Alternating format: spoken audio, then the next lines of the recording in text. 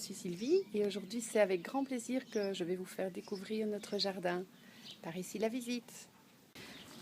Voilà, tout ce que nous aimons, c'est de laisser la nature prendre le plus de place possible dans notre vie. Et donc même pour pousser la porte de la maison, vous allez devoir d'abord passer derrière la rose trémière. Vous allez découvrir la vigne qui pousse un peu faux-folle autour de chez nous. Et puis c'est un jardin où on vit, donc on y fait la lessive, on a des poules en liberté. Et une des choses qu'on aime beaucoup, c'est passer du temps dehors, simplement jouer, manger. Ce que beaucoup, c'est d'avoir de la vie dans le jardin. Et à ce sujet, il faut que je vous présente quand même nos trois petites chéries. Ce sont nos poules en liberté.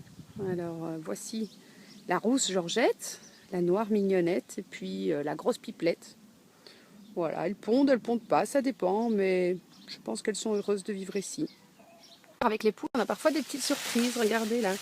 Ce qu'on a découvert un jour en nettoyant un parterre. Puis la visite ne serait pas complète si je ne vous présentais pas notre potager, ou plutôt nos potagers, parce que ça fait vraiment depuis 15 ans une multitude d'expériences diverses.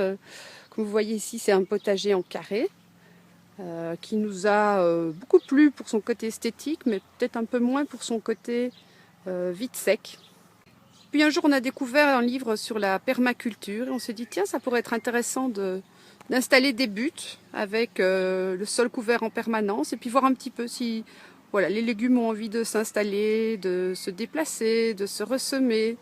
On y a quelques légumes vivaces, des fleurs, énormément de vie dans cette permaculture, mais qui ne réussit pas à toutes les espèces, c'est vrai. Voilà, une belle fleur de panais et puis un artichaut qui est également là plus pour décorer. Et notre dernier potager en date, qui est le potager mulché en permanence. On va voir ce que ça donne. Bon, on a surtout beaucoup de pommes de terre qui sont revenues depuis l'an passé, et de la délicieuse coriandre. Et puis aussi des légumes qui poussent un peu de façon spontanée, des fleurs dans l'allée. Voilà, d'ici quelques semaines, tout ça sera tout fleuri. J'espère que ça vous a plu la visite. À bientôt et merci.